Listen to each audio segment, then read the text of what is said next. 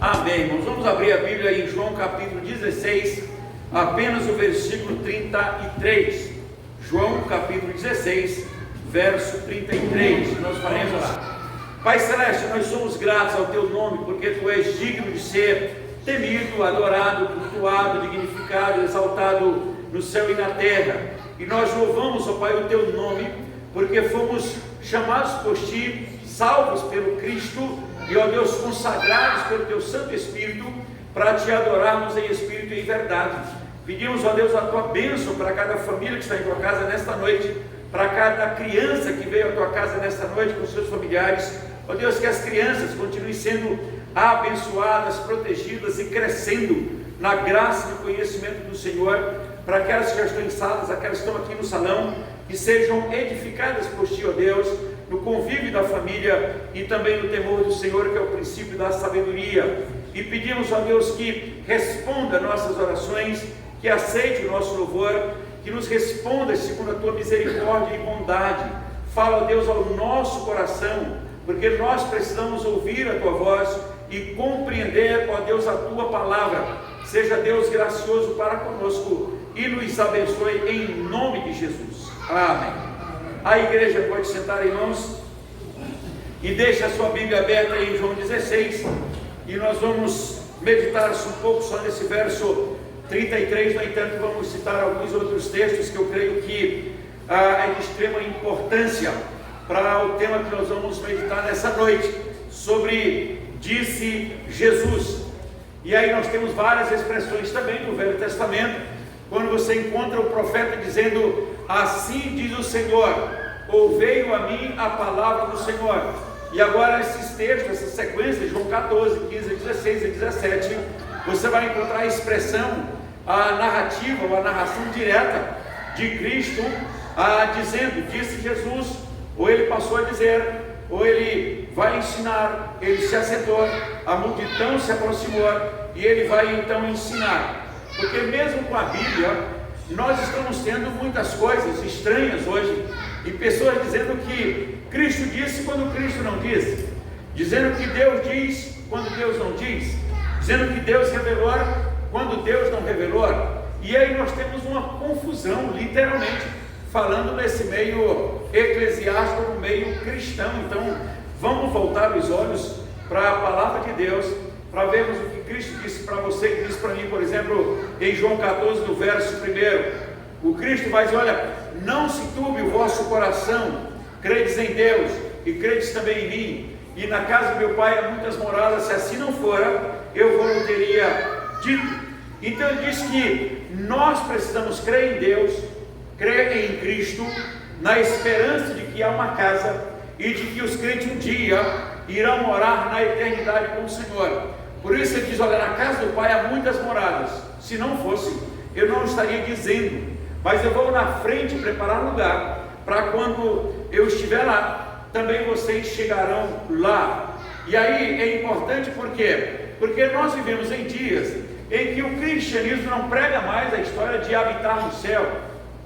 A ideia do cristianismo tem sido proclamada hoje, parece que é só para o cristão se dar bem na vida material, no aqui e no agora. Então ele diz: olha, creia em Cristo e você vai prosperar, você vai ter sinais, você vai ter milagres, você vai ter bênção, e vai dizendo tudo que você promete. Outro dia eu vi alguém dizendo que você pode exigir de Deus, porque Deus prometeu, então você exige de Deus. Mas a Bíblia nos ensina a suplicar, dar graça a Deus e esperar confiantemente, invocar o nome do Senhor. E ele disse: eu te responderei, e anunciar-te coisas grandes e ocultas, de que não sabes, porque assim diz o Senhor, o Deus de Israel. Isso é Jeremias 33, 3. Então o cristão, ele jamais poderá exigir alguma coisa de Deus, jamais o crente poderá exigir que Cristo cumpra alguma coisa. Afinal de contas, a Bíblia diz que Cristo veio buscar e salvar o que estava perdido. A Bíblia diz que Cristo veio transportar pessoas do império das trevas para o reino do Filho do seu amor. A Bíblia diz que o sangue de Jesus Cristo nos purifica de todo o pecado. A Bíblia diz que se morrermos, ressuscitaremos. Ele disse: se não morrermos, seremos transformados e habitaremos no Senhor, com o Senhor para todo sempre. 1 Tessalonicenses 4, de 13 a 17. Ou seja, de qualquer forma, a vida do cristão é aqui e agora, e nesse aqui e agora tem aflição e tem paz, tem luta, provação, dificuldade. No entanto, em Cristo nós somos mais do que vencedores, apesar de todas as aflições e as provações e as dificuldades que nós temos no mundo. A Bíblia diz que em Cristo nós somos mais do que vencedores, porque Paulo vai dizer: olha, em Cristo nós somos mais do que vencedores, é fato. No entanto, tudo posso naquele que me fortalece. Então, apesar das aflições, ele vai dizer: mas nós podemos em Cristo. E aí o Cristo vai dizer em João 14, que Ele é o caminho, que Ele é a verdade, que Ele é a vida. Sem caminho não tem como andar. Ele diz: sem verdade, como é que vai saber o que é o absoluto? E ele vai dizer que a vida está só em Cristo. Salmo 36, ele vai dizer que em Deus está o manancial da vida. Na tua luz vemos a luz. E alguns estão achando que é a igreja, que é o movimento, que é o louvor, que é a meditação, que é algo que... Não, a verdadeira vida está em Cristo. E aí o Cristo é o caminho, a verdade e a vida. Ninguém vai ao Pai senão por Ele. Não tem como ir a Cristo só por uma igreja, só por um movimento. A gente vai a Cristo por meio, a gente vai ao céu por meio de Cristo. Mas estou dizendo que a sua vida está limitada no aqui e no agora. Por isso nós temos as religiões, as práticas da chamada prosperidade. O crente é chamado para prosperar. A Bíblia ensina que nós temos o nosso ganho no suor do nosso rosto. A Bíblia ensina que se a tua riqueza prosperar, não coloque dela o teu coração, mas depende a entrega ao Senhor. E a vida vai sendo próspero financeiramente ou não. Nós vamos na nossa vida lá até os 100, até os 120 anos, e depois nós vamos mudar para a glória, ou alguns mudam para o inferno. Esse é fato. Então o cristianismo veio pregar sobre a realidade do céu e a realidade do inferno. O cristianismo é para tirar alguém do império das trevas e transportar para o reino do Filho do seu amor, Cristo. Então nós vemos aqui e nos alegramos em Cristo. E aí ele vai dizer agora: olha, Cristo vem confortando e vai dizer: gente, olha, estas coisas vos tenho dito para que tenhais paz em mim. A nossa paz, ela está em Cristo, apesar da dificuldade, apesar das lutas, apesar das provações, apesar das calamidades. Nós temos paz em Cristo. Do outro jeito, nós não temos paz. Quando Cristo ora e vai dizer: eu deixo-vos a minha paz vos dou, e não a dou como dá o mundo, porque o mundo não sabe o que é paz. A paz não é só ausência de guerra. A paz é sentir que você está seguro e confortavelmente em Cristo, apesar de todas as lutas e de todas as provações e de todas as aflições. Mas é preciso ter paz em Cristo. Sabe por quê? Porque a Bíblia diz que Cristo é a nossa paz. Tem gente que não tem paz nem dentro de casa, nem com a esposa, nem com o marido, nem com a sogra, nem com o sogro. É uma guerra dentro de casa, é uma guerra na vizinhança, é uma guerra no mundo. E aí o que falta é Cristo.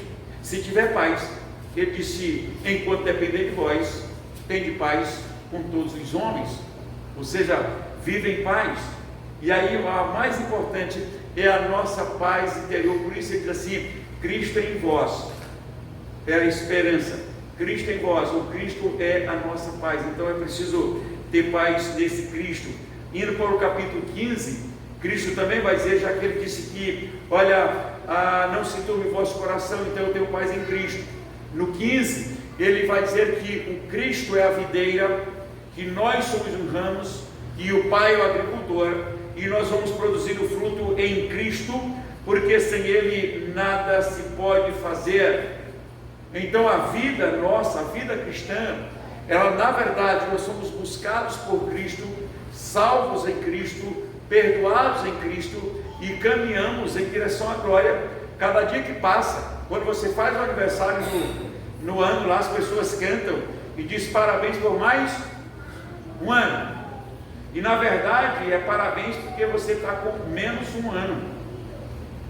Não é mais um ano. Eu já alcancei mais um ano, mas a sua trajetória, na verdade, é menos um. Mais perto nós vamos chegando da tumba. Então, entre o nosso berço e a nossa tumba, há um percurso que nós estamos caminhando. E aí a gente vai aos 90, 100, 120, vai andando, mas na verdade nós saímos do berço e estamos caminhando em direção à tumba. E nesse caminhar, a Bíblia vai nos ensinar a manter paz com o nosso semelhante e paz com Deus. E aí, mesmo nesse mundo tão conturbado, Cristo é a nossa paz. E o Espírito Santo é que nos dá segurança a cada dia. Por isso que no final de Romanos 8, ele vai dizer que nem a morte, nem a vida, nem anjos, nem principados, nem coisas do presente, nem do porvir, nem a abundância e nem a escassez poderá nos separar desse amor de Deus que está em Cristo Jesus, o nosso Senhor. Então nós temos segurança em Cristo.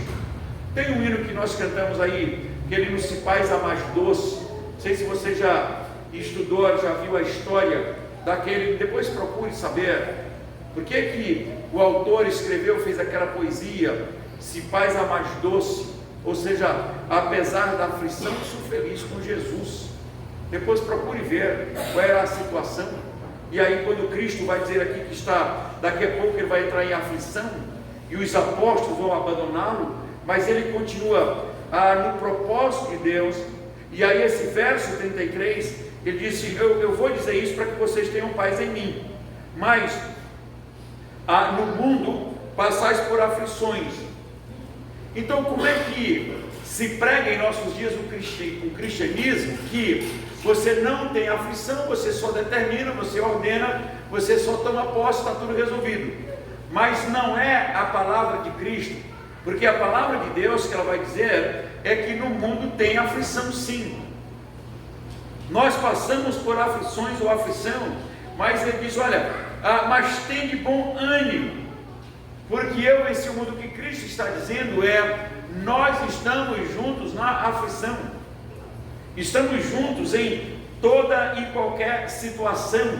Então se Cristo está junto, então é capaz, ou o cristão é capaz de superar a vida que Deus nos dá. Ela tem aflição, ela tem paz, ela tem provação, ela tem perseverança, ela tem segurança, porque nada poderá nos separar do amor de Deus.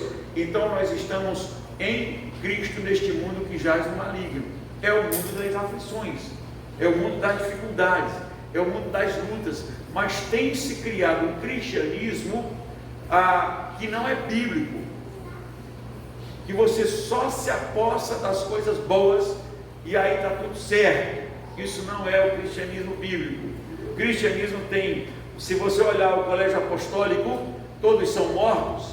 Você olha os cristãos do primeiro século, tiveram grandes lutas e grandes perseguições e grandes lutas para manter a fé. Você lê Hebreus capítulo 11, você encontra esses homens e mulheres do Velho Testamento que enfrentaram fogo, impérios, leões, animais, foram partidos ao meio, eles enfrentaram tantas lutas, e ele diz, e a expressão que vai aparecendo é, e por causa da fé. E aí eles vão vencendo por causa da fé. E aí nós cristãos de hoje precisamos, por causa da fé, vencer os obstáculos.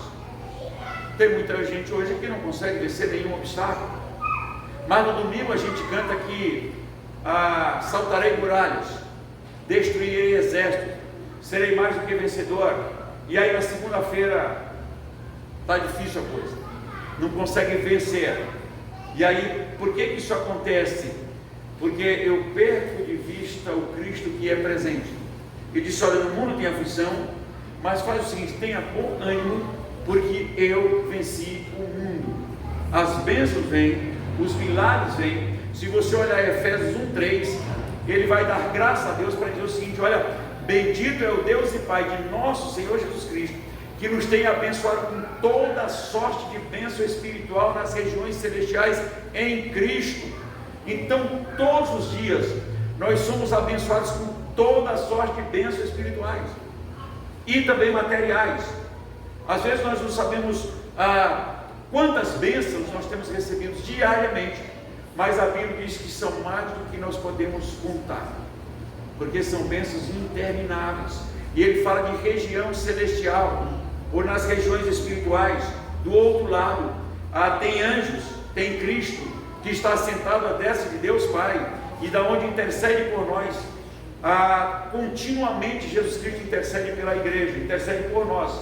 E aí ele vai dizer que Deus tem derramado bênçãos e bênçãos sem medida. A terceira coisa que eu quero compartilhar com os irmãos está no capítulo 17, o verso 8, já que Cristo disse: olha, não se turbe porque tem casa na eternidade, então mantenha o coração firme. Depois ele diz assim: olha, também fique firme, porque eu sou a videira, meu pai é o agricultor, e você é o ramo, você está colado em mim, e aí por isso você dá fruto. Mas a terceira coisa está no verso 8 do capítulo 16, que ele diz algo que eu acho extremamente interessante. Já está lá, o João 16, versículo 8, ele diz que quando ele vier, que é o Espírito Santo, vai convencer o mundo do pecado, do juízo e da justiça. Ou seja, o mundo crendo ou não, ele será convencido do pecado, do juízo e da justiça. E ele diz do pecado porque não creram, do juízo porque não creram. O que ele vai dizendo é que o mundo será julgado, e nós somos frutos deste mundo que Deus em Cristo nos convenceu do pecado, e por isso nós cremos em Cristo, nossos pecados foram perdoados, sarados em Cristo. Do juízo, não enfrentaremos o juízo final, nenhum crente enfrentará o juízo final para saber se será salvo ou condenado. Pelo contrário, o cristão estará no juízo final apenas para receber a seguinte declaração de Cristo: vinde, benditos de meu Pai, tomai posse do reino que está preparado para vós desde antes da fundação do mundo. Mas o ímpio estará diante do tribunal de Deus para receber a seguinte sentença: apartai-vos de mim, malditos, para o fogo eterno preparado para o diabo e seus anjos. E aí Apocalipse completa para dizer: e serão atormentados de dia e de noite pelos séculos dos séculos. O cristão estará diante do juízo final, mas não para saber se será condenado ou não. Você não vai como aquela prova que você faz para um concurso e vai com o coração batendo e começa a olhar a lista. Dependendo da sua condição, você já começa a olhar a lista lá no final, né, para ver se você está um dos últimos, para saber se você foi aprovado ou não, vai olhando a lista. Não, o cristão vai para o juízo final já com a convicção de que nada te separa do amor de Deus, com a convicção de que você só vai receber a declaração: vinde, benditos de meu Pai, tomai posse do reino que está preparado desde antes da fundação do mundo. E aí ele diz que a igreja que entra para as bodas com o Cordeiro, e a estará segura pelos séculos dos séculos. Se você olhar o verso 17 de 1 Tessalonicenses, capítulo 4, verso 17, vê se você acha aí. Esse texto ele é interessante porque quando ele começa nessa sequência de texto, ele começa dizendo, Paulo começa a dizer para a igreja de Tessalonicenses, para dizer: irmãos, não queremos que vocês sejam ignorantes com respeito aos que já morreram, para que não tenham esperança, como os que não têm esperança. Ele diz: porque ressoada a trombeta de Deus, Jesus Cristo descerá das nuvens, trazendo com ele os que já morreram, e aí depois nós, os vivos, que ficarmos até aquele dia, iremos para o encontro do Senhor nos ares. E ele diz: e estaremos com o Senhor para sempre. Então consolai-vos, pois, uns aos outros com estas palavras. Então os cristãos irão para o encontro do Senhor nos ares e estarão para sempre com o Senhor. E ele disse: então sejamos consolados, porque estaremos para sempre com o Senhor. Como é que os cristãos começam? Hoje em dia um cristianismo que não fala de céu, que não fala de inferno, que não fala de juízo final, que fala só que você precisa ser extremamente bem-aventurado no instante presente. E pode ser extremamente bem-aventurado no sentido de bens materiais e morrer e ir para o inferno. Não é isso que a Bíblia fala. O que a Bíblia fala é que Cristo veio buscar e salvar o que estava perdido, e eu e você éramos um deles. E aí nós fomos encontrados por Cristo. E aí ele vai dizer, então, fique nesse mundo, mas tenha paz, porque eu estou junto. Fique convicto de que você é o galho da videira, porque eu sou a videira, meu pai é o agricultor, então você está seguro. E ainda fique firme, que se você morrer, você vem habitar comigo aqui no céu. Isso eternamente ninguém poderá te arrancar das minhas mãos. Isso é o cristianismo bíblico, disse Jesus. Jesus afirma, eu estou dizendo, porque vocês terão aflição, mas tenha paz, porque eu estou contigo. E ele disse, olha, nós estamos juntos até o final do tempo.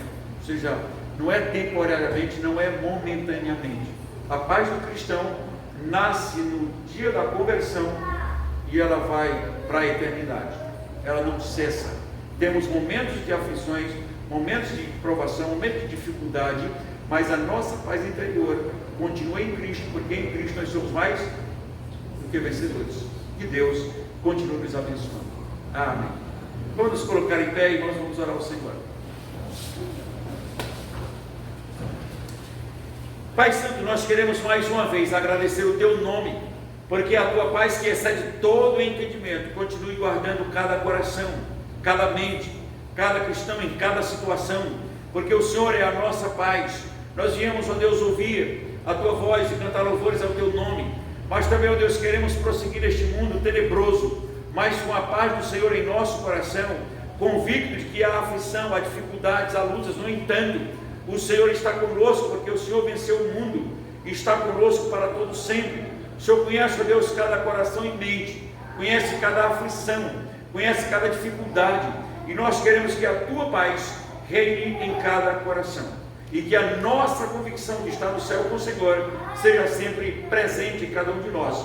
E assim, ó Deus, que a Tua bênção eterna e soberana, e a presença de Cristo, Senhor, e a paz e a comunhão do Teu Santo Espírito permaneça conosco e com todo o Teu povo, hoje e pelos séculos dos séculos.